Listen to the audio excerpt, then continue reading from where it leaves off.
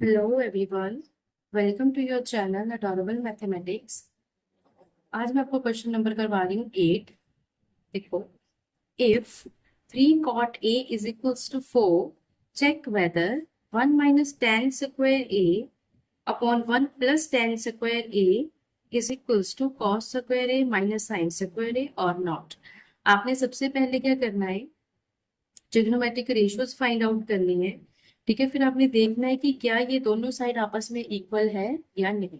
ठीक, अब आपको पता ही है हम स्टार्टिंग कहाँ से करेंगे। आपको 3 cot A कितना दे रखा है, 4। ठीक, अब 3 cot A, यहाँ से cot A की वैल्यू क्या आ जाएगी आपके पास, 4/3। ठीक, अब आपको पता है आपके पास cot A होता क्या है, cot A आपके पास होता है tan का रेसिप्रोकल, दैट इज B/P। अब B/P और ये हमें दे के रखा है एक्चुअल में 4/3। इट मीन्स B आपके पास 4 हो गया और P आपके पास 3। बेस 4 आ गया और परपेंडिकुलर आपके पास आ गया 3। अब आप सबसे पहले बनाओगे यहाँ पे डायग्राम। डायग्राम बनाइए आपने, A B C। देखो, अब मैंने ए यहाँ क्यों नहीं लिया, पहले मैं यहाँ लिखने लगी थी लेकिन मैंने क्यों नहीं लिया, बिकॉज यहाँ पर एक्यूट एंगल ए ले रखा है, यहाँ पे भी एक्यूट एंगल ए है, यहाँ पे भी एक्यूट एंगल ए है।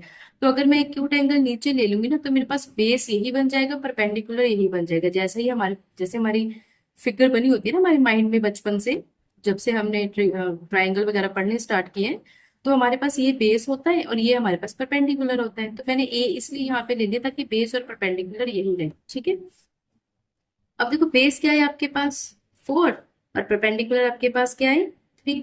अब आपको पता है थर्ड साइड नहीं है तो हमने क्या यूज करना है, बाय पाइथागोरस थ्योरम। हमें पता है पाइथागोरस थ्योरम क्या होती है, वो होती है hypotenuse square is equals to base square plus perpendicular square.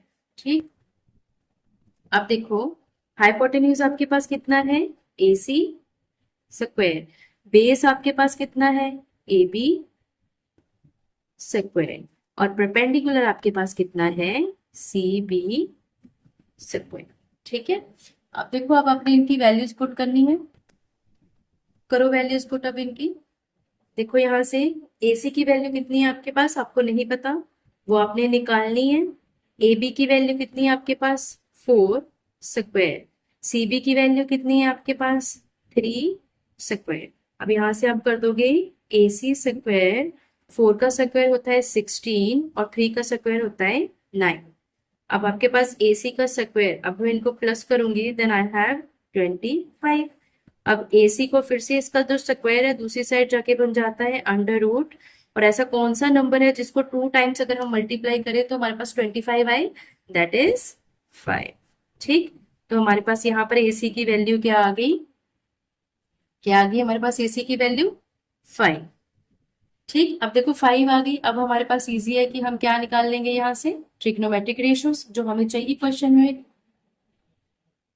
देखो अब क्या क्या चाहिए हमें, सबसे पहले तो क्वेश्चन में ही देख लो, हमें चाहिए tan, कॉस ए और साइन। तो सबसे पहले इनकी वैल्यूज ही निकाल लो। अब आपके पास यहां से होगा, देखो यहां निकाल देते हैं, आपके पास है tan ए, tan ए। अब tan ए क्या होगा आपके पास, that is P/B, perpendicular upon base. Perpendicular आपके पास है CB और बेस आपके पास है AB। CB आपके पास है 3 और AB आपके पास है 4। अब आपको उसके बाद और क्या निकालना है, यहाँ पे क्वेश्चन में आपको और क्या दिया गया क्वेश्चन में निकालने के लिए, कॉस ए। तो निकालिए अब आप कॉस ए। कॉस ए हमारे पास क्या होता है, कॉस ए की वैल्यू होती है B/H, that is base upon hypotenuse. Base अब आपके पास है AB और हाइपोटेन्यूज आपके पास है AC। बेस की वैल्यू आपके पास है 4 और हाइपोटेन्यूज की वैल्यू है 5। अब इसी तरह हम लास्ट अपनी एक और ट्रिग्नोमेट्रिक रेशियो आपको चाहिए, दैट इज साइन ए। और साइन ए होता है हमारे पास P/H, that is perpendicular upon hypotenuse. अब परपेंडिकुलर आपके पास क्या है, BC, और हाइपोटेन्यूज है आपके पास AC। अब BC की वैल्यू कितनी है आपके पास, 3, अपॉन AC की वैल्यू कितनी है आपके पास, ठीक है।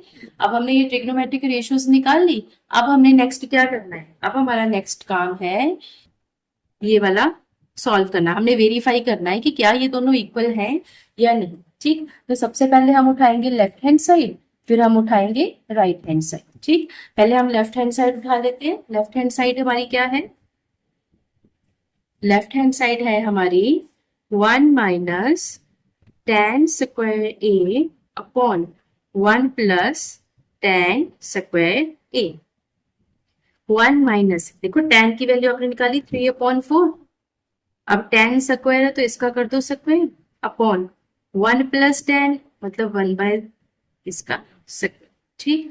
तो ये बनेगा 1 माइनस 3 3 9 4 4 16, और नीचे भी बन गया 1 प्लस 3 3 9 4 4 16। देखो 3 का भी स्क्वायर है, 4 का भी स्क्वायर है, इसे एक और स्टेप कर लो आप।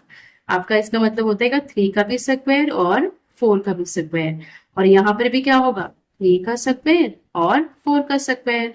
तो आपके पास यहाँ पे आ गया 1 माइनस 3 3 9 4 4 16 अपॉन 1 प्लस 3 3 9 4 4 16, ठीक है। अब आपको मैंने अभी पिछली क्वेश्चन में आपको मैंने करवाया था कि अगर कहीं पे भी आपको दो रैशनल नंबर नजर आ जाए तो कुछ नहीं सोचना, बस वहां पे एलसीएम ले लेना है। अब इसका एलसीएम 16 आ गया तो यहाँ पे आ जाएगा, देखो एलसीएम लिया तो यहाँ पे 16 क्रॉस मल्टीप्लाई कर दिया, 16 माइनस 9 अपॉन नीचे भी आपका एलसीएम कितना आ जाएगा 16, और यहाँ पे क्या आ जाएगा 16 प्लस 9। अब ये 16 16 कैंसिल, यहाँ पर बन जाएगा 16 माइनस 9 अपॉन 16 प्लस 9। अब माइनस करो, 16 में से 9 गए 7, अपन अगर दोनों को प्लस करेंगे तो आगे आपके पास 25, ठीक है। अब इसको सॉल्व करने पे हमारे पास कौन सी वैल्यू आई 7/25। अब हम उठाएंगे राइट हैंड साइड।